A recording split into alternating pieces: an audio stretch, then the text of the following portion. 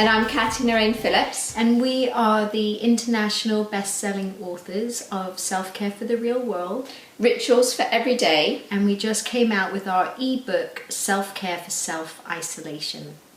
We're here today to do a workshop with you based on all three of our books.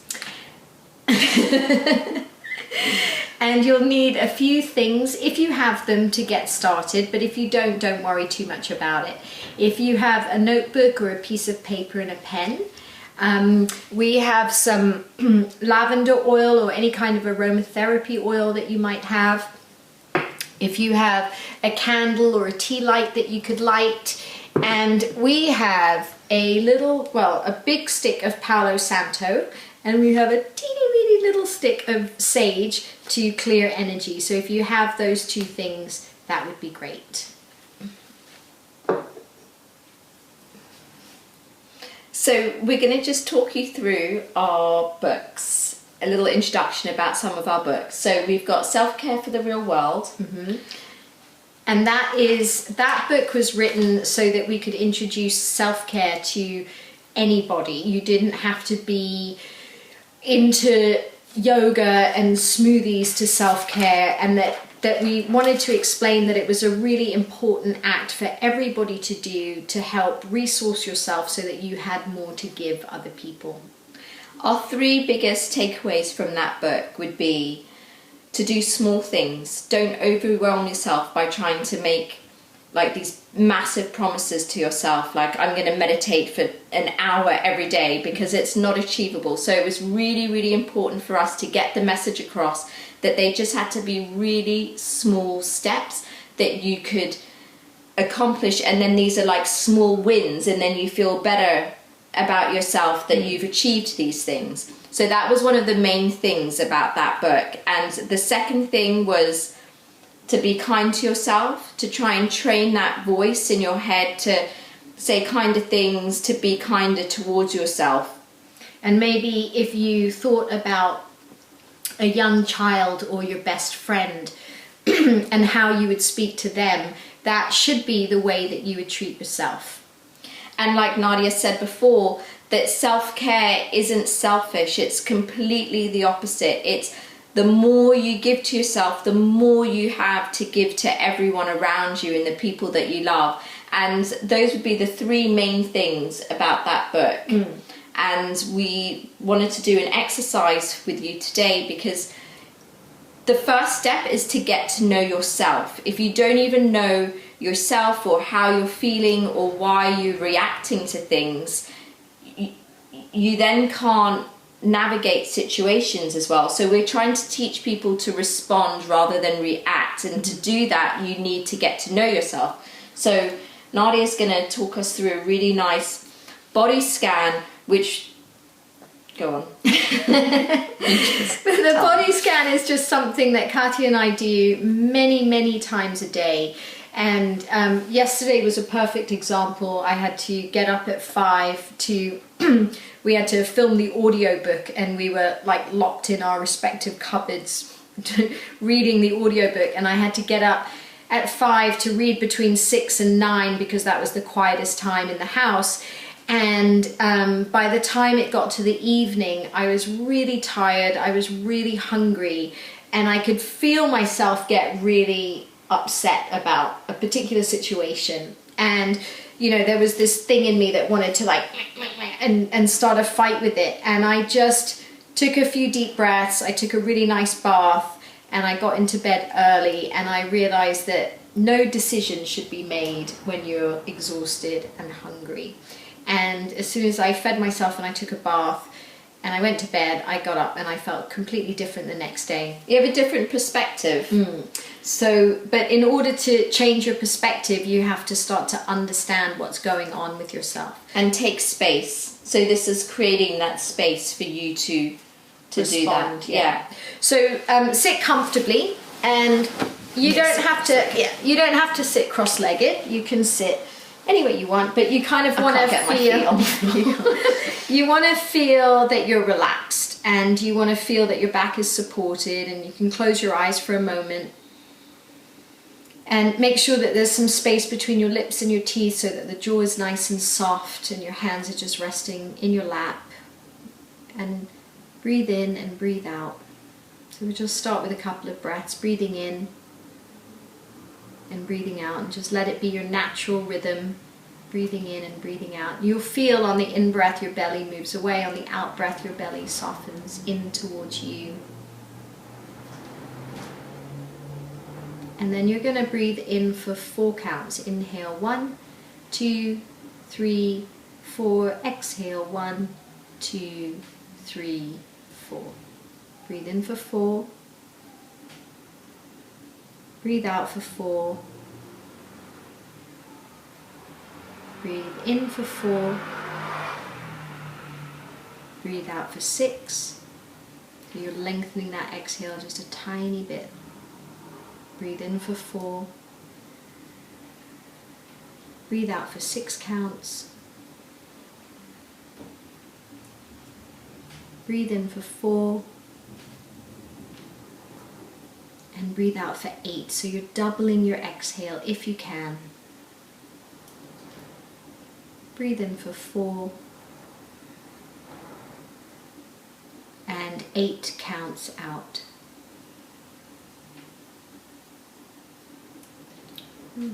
And then keeping your eyes closed, just let your breath return to a natural rhythm and become aware of your toes and your feet and your ankles and your calves, your knees, your thighs, up into your pelvis and into your belly, and feeling your belly expand away from you on the in-breath and come towards you on the out-breath. Move up the belly into the solar plexus, which sits between the belly and the chest, and then go up into the chest, and just noticing if there's any tightness or contraction. Your fingers, your hands, your arms, and your shoulders. Bring your awareness to the back of your body, all the muscles that support the spine, your neck, your jaw, if it's relaxed or if it's tense. The space between your eyebrows, your brain, your head. And just noticing where you have a tendency to hold tension personally yourself, and see where you can let go a little bit more. So it might be just simply making space between the lips and the teeth, or it might be that you just let your shoulders drop, or you unclench your fist. Paying attention where there's any discomfort in your body, and just noticing it without any judgment. Maybe your back hurts a little bit today, or your neck feels stiff. Paying attention to your mood. And again, try not to judge it. If you're in a bad mood, that's okay. If you're in a good mood, that's okay. Pay attention to your energy levels. Maybe they are very full and you feel energized. Maybe you're feeling a little bit depleted today. Notice if you've eaten, if you've drunk enough water. Maybe you've noticed that you didn't sleep so well last night, or you did sleep really well last night. So just taking a moment to pay attention to all of it without getting attached to it being good or pushing away what feels bad. Just seeing if you can observe it, so that when you open your eyes and step away from it, you know what you need to do. Just like last night, I just knew that I needed to take a bath and eat something and take a bath and go to bed early so that I could respond. So take a deep breath in and exhale, and gently open your eyes. It's a good thing about our job is we get to be like totally chilled. We get to do that. We're not always totally chilled, but we get to do that. And the interesting thing is that even though we have those tools and we know that that's what we need to do, I needed to be reminded yesterday because I was being triggered, and sometimes when you're being triggered it's really, really difficult to see that that's what you need to do. So it is a really important thing to do, you know, throughout your day, especially right now where there's this kind of like global tension and maybe you're not in the same rhythm that you would normally be in, and just to pay attention to what your needs are. In the book, we talk about having our self-care lists, and in the book we've given our examples, and they're really important because those are the reminders for ourselves. So you can put that up in your bedroom or on a wall, and it's something that you can look at and be like, oh yeah, I need to do this and this today to make sure that I feel good. And if I do too much of this, this is when I start sort of spiraling or reacting rather than responding. So we want to do that with you today. So if you get a piece of paper and you just write, Or your notebook, if or your notebook, self-care, non-self-care with a line down the middle, and just write a few things there that you know that if you do it you feel good and you're taking care of yourself, and on the other side things that you know when you do those you feel depleted.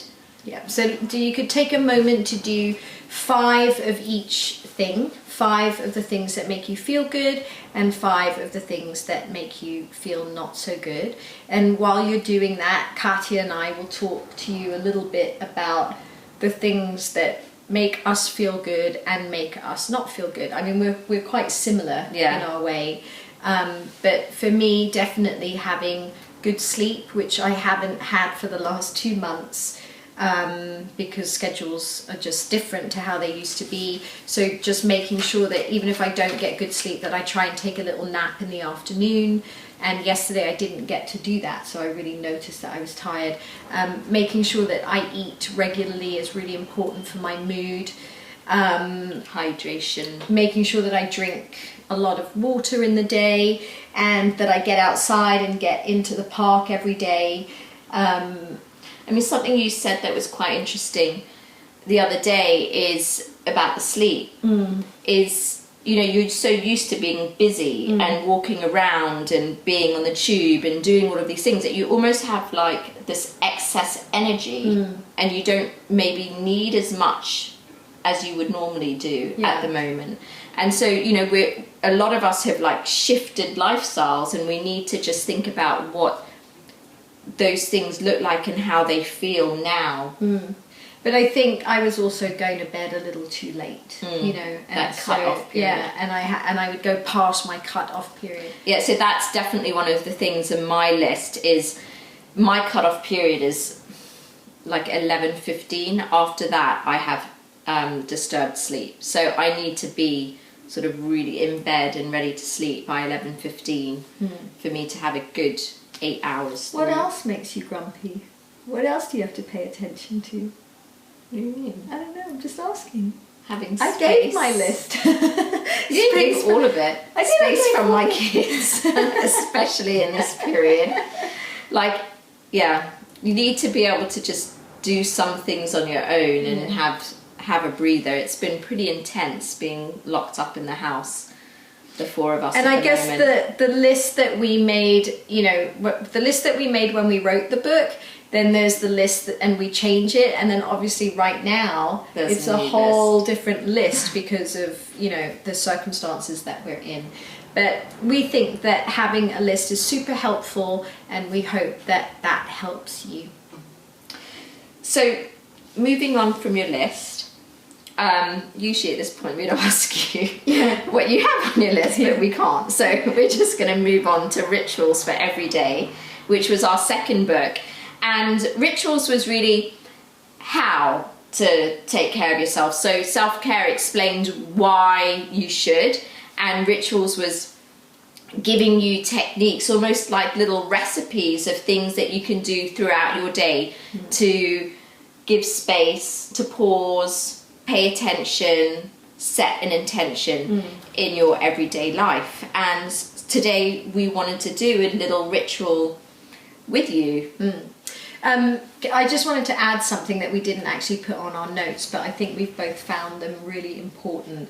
In the rituals book, we had a morning and an evening ritual, and those are the two things that I have found really, really important right now in lockdown, is that I needed to have something that was familiar every morning because I didn't have my yoga classes to go and teach. And so I just continued with my morning ritual that I had before. And it was really important to me to like get up and write my things that I was grateful for and do my meditation and sit and have my cup of tea. And now I just have more time to do that stuff. I'm not in a rush. And also for people that are working at home, to have that evening ritual to separate that work day to your like relaxing time at home. Yeah. It's really important. So that you put your stuff away and you can wind down.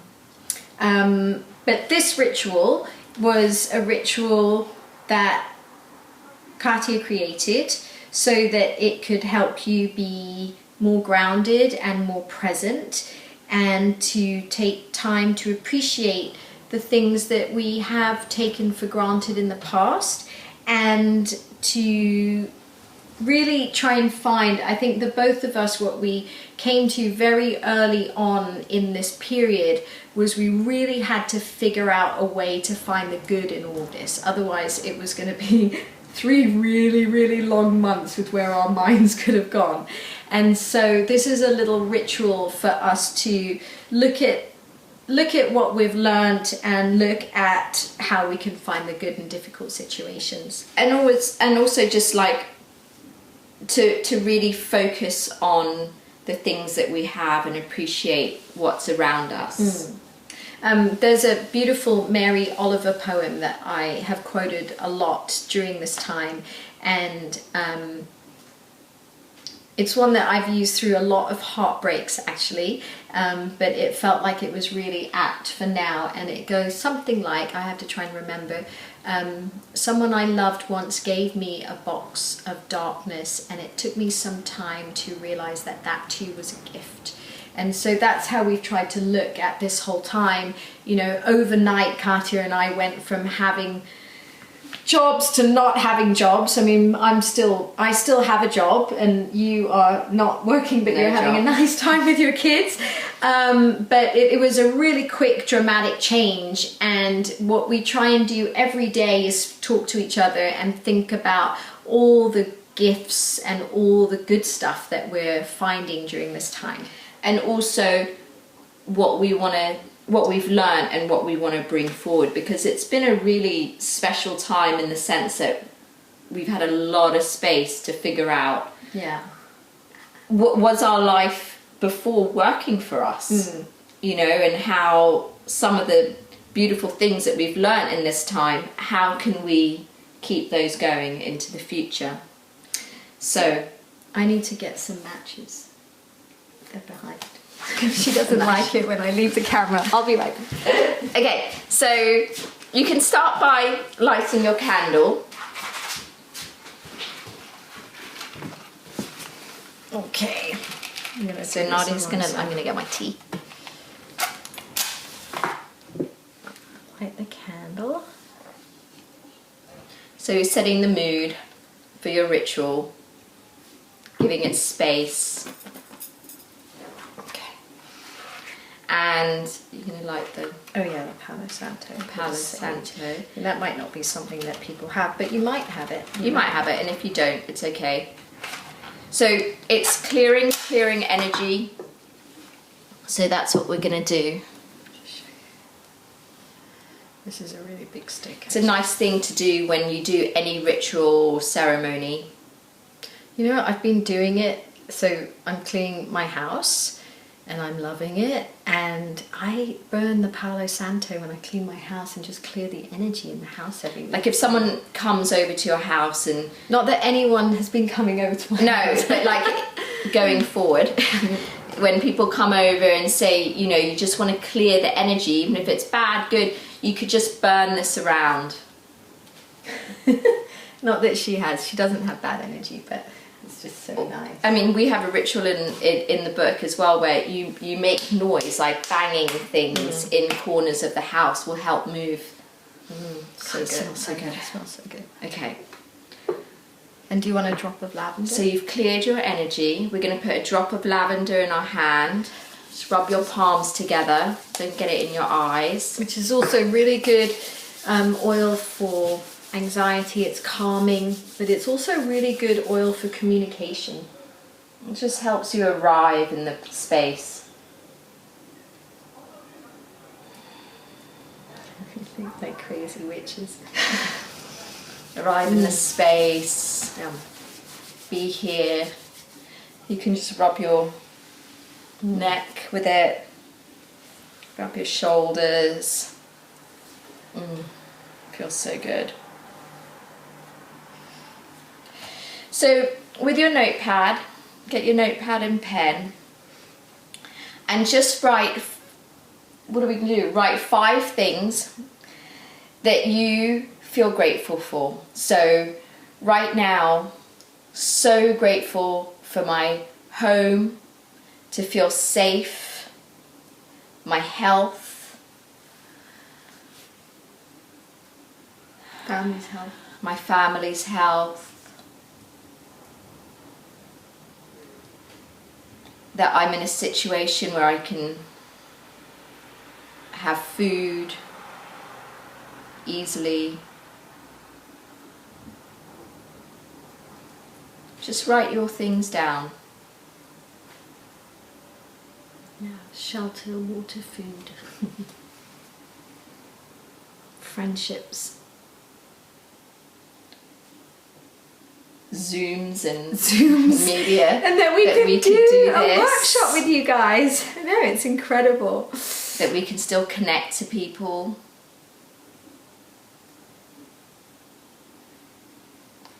And then think about things that have challenged you in this situation.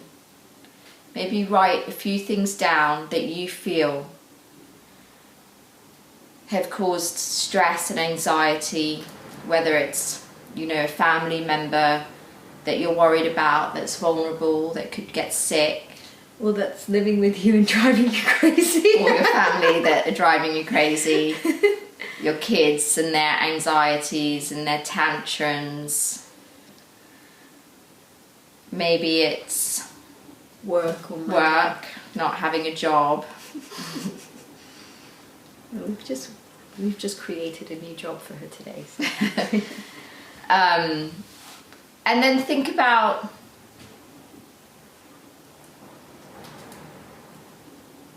the things that you've learnt in this time, like how you want to live moving forward.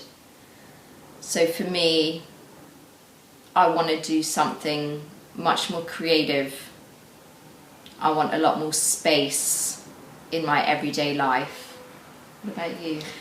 Well, I am cooking, which I've never really done before, and I love it. I mean, I don't love it. It's not super easy for me, but the few dishes that I make are, and it's been such a nice thing to cook for myself and nourish myself and take care of myself in that way. So I really want to have the time to be able to do that. And the other thing that I was thinking about yesterday, when we were only allowed our 1 hour exercise and I would go into the park, I found this really hidden spot with a tree, and I would put my headphones in and I had this playlist, and I was like one of those people that I always judged, that would just dance with their headphones on and their eyes closed. I'm like, really? Are you really feeling that? And I'm totally feeling that. And so I hope that that isn't something that I forget after lockdown, because it just feels so good and it makes me really happy. And also just like I was talking to my kids the other day about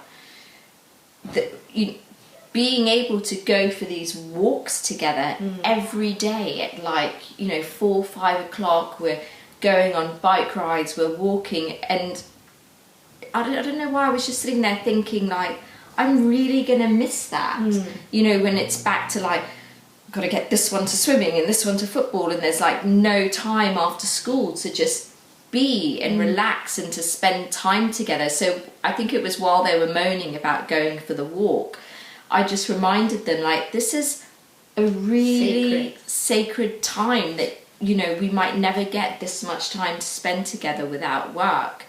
And because both of my husband and I aren't working at the moment, and to just really, that's what we mean by like trying to find the good. So we could have got stuck with, oh, we have no money and, you know, we're not working and like getting all stressed, but instead we've kind of shifted that to like, well, look at this amazing time that we now get to spend together as a family and with our children, and just trying to find those bits of good.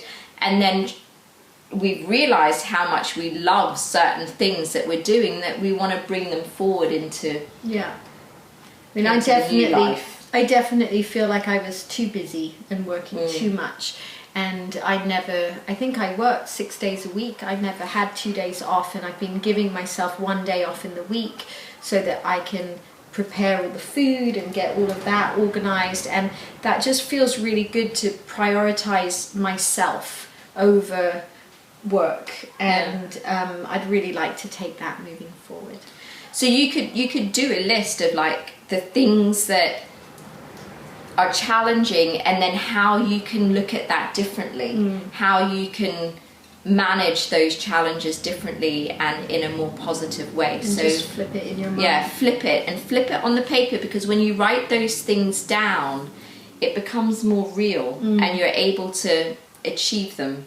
There's a great quote from Mel Robbins, and she says, so it was at the beginning of lockdown, and I remember she was saying, when you feel like, oh, I have to do this or I have to do that, just flip it and say, I get to do that. So I get to exercise, or I get to be with my kids, or I get to cook, instead of that, like, oh God, I have to cook again. And those are just little techniques that we've used to help us. So just like doing a small, just a few minutes of a ritual where you get to just stop, pause and think about things for a second. So just to pause and set an intention and pay attention to what's going on around you.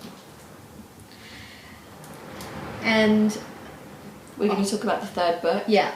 So that's Self-Care for Self-Isolation, which just came out.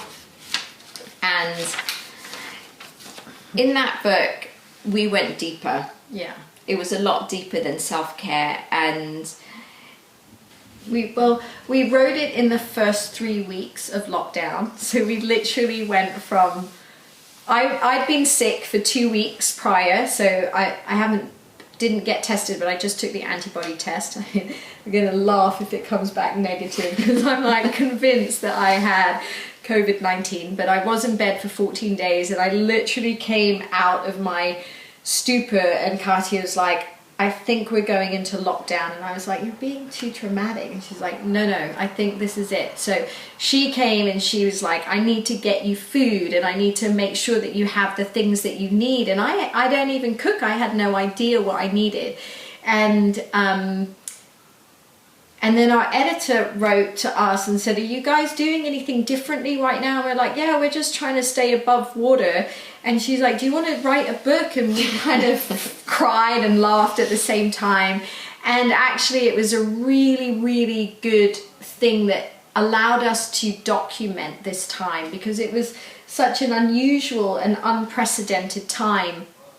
And we realized that self-care suddenly went out of being this thing that, yeah, we know we should do it and we know it's good for us, but do we actually do it, to like, oh shit, we really need to do this every single day. And if we don't eat on time, or we don't sleep well, or we don't drink enough water, or we don't go outside, or we don't exercise, then our whole system would spiral, and we would get totally, like, we'd wake up. Remember that morning I woke up and everything would be like, we can't cope.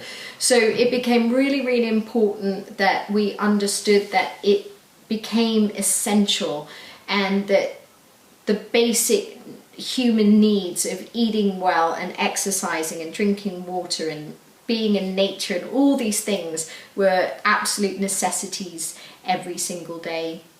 And we wanted to explain that it was a global trauma. It was, and the shock, everyone experienced it some way, in some form. And I think some people, they don't, maybe haven't like had a trauma like that before, and they don't have the tools to get that trauma and tension out of their body. And so we have loads of exercises in that book where we're trying to teach people first what it is and the reaction that your body has to this situation, and how to get it out of the body so you're not holding it and you're like this and tense, and then you know you're not going to be able to have any space if you feel like that. And you're going to be reactionary to everyone, whether that's your spouse or your kids or whoever's around you, or who you have to speak to on the phone, or the delivery guy. And it was just, for us, it was also really important that everybody that was coming into our space, whether that was someone delivering food or you know, someone that was pushing in front of you at the Whole Foods because they were trying to get in, that we understood how to deal with our stuff, so that we had the space to understand, okay, everyone is really stressed right now. So if she needs to push in front so she can get out quickly, go ahead and do that. And you're not going to get angry about it. Or if someone kind of gives you that snarl, you know, that snarl in the park because you've just stepped a little too close into their 2 feet thing or 2 meters. And, you know, again, you could get really reactionary with it, but if you process what you're going through, you're going to have so much more generosity and space for other people that may not have the tools to do that. And also grieving was a big one. You know, like I remember I just was crying one night. Like I just felt so sad for everyone in the world and the planet.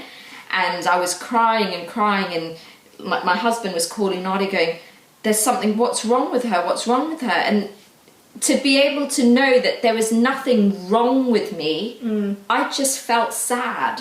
You know, and I was able to make that distinction because I have the tools to do that, whereas some people could just get overwhelmed by all of it and not be able to make that separation. So we're going to do an exercise to get this tension out of your body. So it's a little... You're going to have to move a little bit. So you're going to have to stand up and find yourself a little space in... So should we just push the sofa back and do it standing up? Yeah, we'll need to push it back a lot. Okay, we're going to just push the sofa back. So just think about something that's really like stressing you out or upsetting you or causing you anxiety, something heavy on you. Try and just feel where that is in your body. For me, it hits me like right here in my chest, and my breath gets short. So just feel it. Try and name it what it is. And then, are you going to help me out at all, or am I just talking through all of it? You're talking through it. Okay. You can name it, you can feel it, and you can name it and see where it is in your body. Like you said, you're doing such a good job. And then just start by like stamping your feet out. Just so you can, you know, you have to just let go. Because you're going to feel like an idiot doing this. Just stamp it out. You can make noises. And you can shake out your arms. And you can have a little bounce through your body.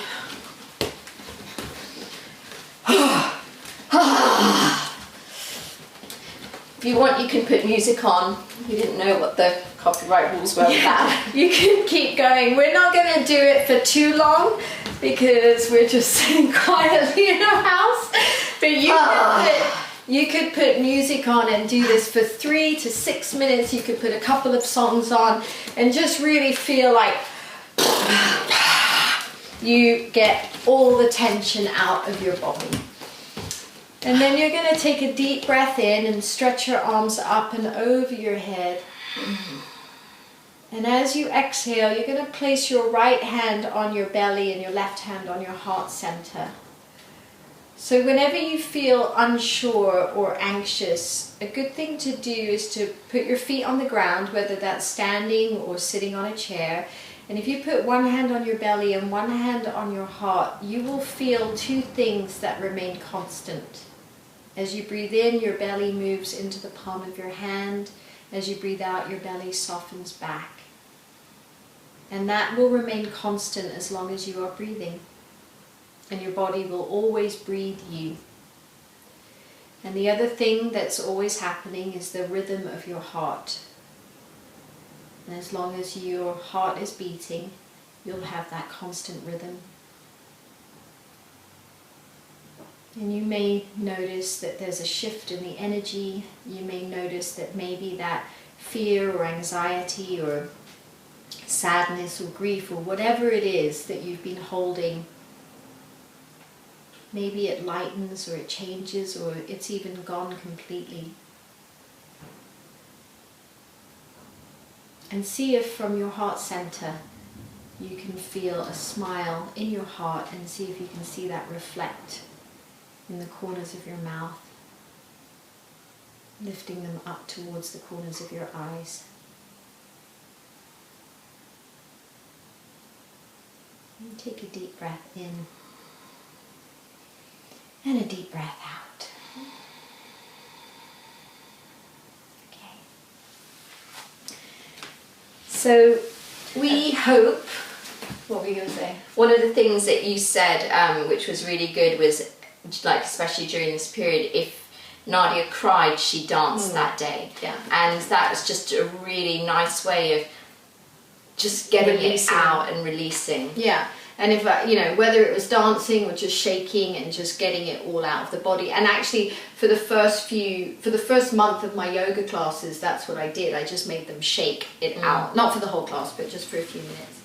So we hope that you enjoyed that. That was our first workshop that we had to video like this. We're used to having the interaction with the people and asking questions and, having a to and fro.